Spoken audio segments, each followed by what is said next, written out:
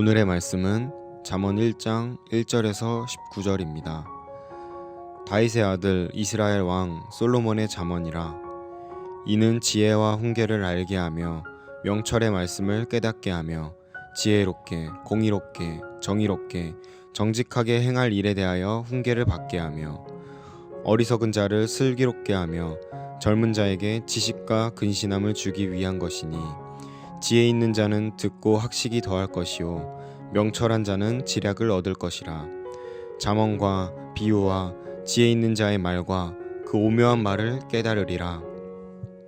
여호와를 경외하는 것이 지식의 근본이거늘 미련한 자는 지혜와 훈계를 멸시하느니라. 내 아들아, 내 아비의 훈계를 들으며 내 어미의 법을 떠나지 말라.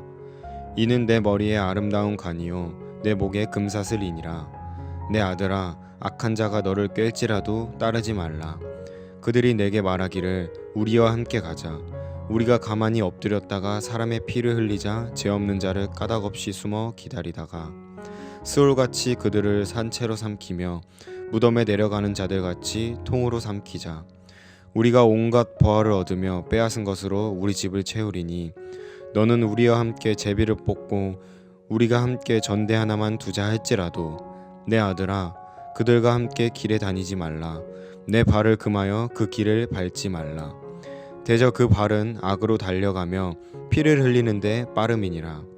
새가 보는 데서 그물을 치면 허들이겠거늘 그들이 가만히 엎드림은 자기의 피를 흘릴 뿐이요 숨어 기다림은 자기의 생명을 해할 뿐이니 이익을 탐하는 모든 자의 길은 다 이러하여 자기의 생명을 잃게 하느니라.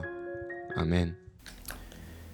오늘부터 잠언 말씀을 함께 봅니다. 잠언은 지혜서입니다. 같은 지혜서 중에서도 시편은 기도와 예배 등 경건 생활을 통한 지혜를 주로 말해준다면 잠언은 일상생활에서의 지혜를 많이 말해줍니다.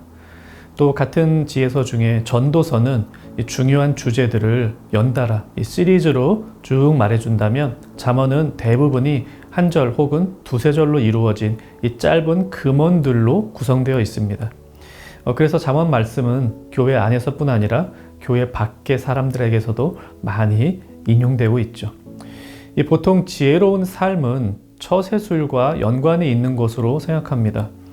인간관계를 어떻게 맺을 것이냐, 조금 더 구체적으로 들어가면 누구와 좋은 관계를 맺고 어떤 사람과는 적당한 선을 유지하고 심지어 어떤 부류의 사람들과는 관계를 끊는 것, 이런 것이 삶의 지혜라고 생각합니다.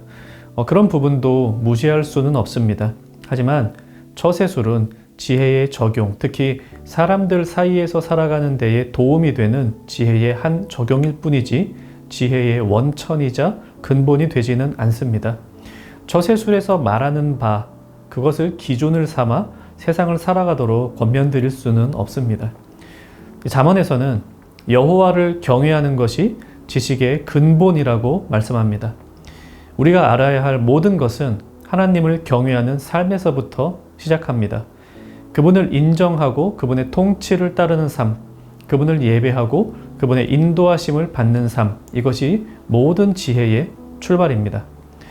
하나님을 경외함으로 지혜를 출발하라, 이렇게 말한 뒤에 이제 본문에서는 두 가지 분명한 지침을 내려줍니다.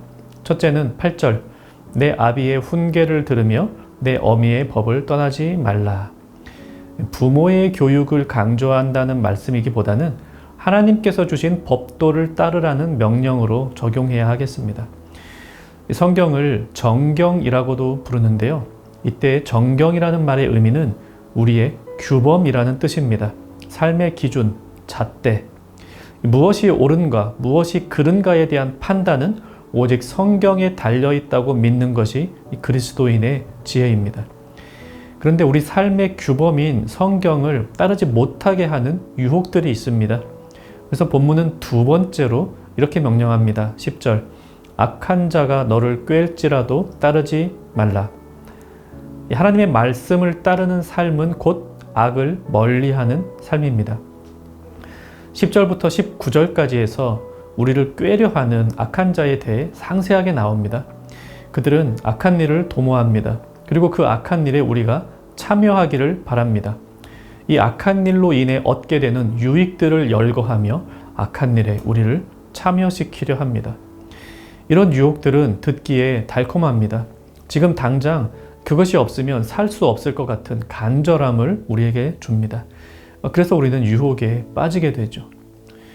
어떤 광고를 보면서 저거 반드시 사야 돼 라고 생각해서 주문했다가 정작 물건이 오고 나서는 내가 이거 왜 샀지? 하며 후회해 본 경험들 있으실 겁니다. 물건이야 반품하면 되고 나에게 필요 없으면 다른 이에게 선물해 주면 됩니다. 그런데 삶에 있어서의 유혹은 그렇게 간단하게 물을 수가 없습니다. 어떻게 하나님 말씀을 잘 따르고 유혹은 이것이 유혹이다 이렇게 판단하여서 멀리 물리칠 수 있을까? 다시 한번 말씀의 처음으로 돌아가면 하나님을 경외하는 삶, 곧 하나님을 예배하는 삶이 그것을 가능하게 해줍니다. 하나님 경외하는 삶에서부터 지혜가 시작되기 때문입니다. 사람들이 무엇인가를 예배하는 이유는 예배하는 대상으로부터 원하는 것을 얻기 위해서입니다. 자신이 소원을 이루기 위해 하나님을 예배하는 이들도 사실 많이 있습니다. 그것은 분명 잘못된 예배입니다. 우리가 하나님을 예배하는 이유는 무엇을 얻고자 함이 아니라 그분이 예배 받으실 만한 일을 하셨기 때문입니다. 그분은 우리를 창조하셨고 우리를 구원하셨고 지금도 우리를 사랑하시며 끝까지 우리를 인도하십니다. 바로 그분이 이런 일을 행하셨기 때문에 우리는 그분을 예배합니다. 개인적인 욕심에 의해 하나님을 경외하고 예배하는 것이 아니라 그분이 하신 일을 인정하고 그분이 하실 일을 믿는 것, 이것이 예배의 핵심입니다. 하나님을 예배하면 할수록 우리는 그분이 하신 일들을 더 많이 알게 됩니다. 그 하나님께서 하신 일을 아는 것이 우리의 지혜로운 삶의 출발입니다. 하나님께서 이런 일을 행하셨구나. 그러면 나도 이렇게 행하며 살아야겠다. 이렇게 생각하게 되고요. 이런 생각은 기도로 이어집니다. 기도로 이어진 삶의 바람은 결국 우리의 삶의 모습을 바꾸게 됩니다. 예배가 모든 일의 출발입니다. 나의 욕심을 이루는 예배가 아니라 하나님께서 행하신 일을 배우고 그 일에 동참하는 것이 예배입니다. 하나님을 예배하는 것이 우리 지혜로운 삶의 시작입니다. 말씀 생각하며 같이 기도합시다. 예배를 통해 하나님을 더 알아가고 하나님께서 하신 일이 내 삶에도 매일 이루어지게 하옵소서. 또 악을 악으로 깨닫고 그것을 멀리하는 지혜를 가지게 하옵소서. 오늘 하루 하나님의 말씀은 더 가까이 하고 악은 멀리하는 지혜로운 청년가족 되기를 바랍니다.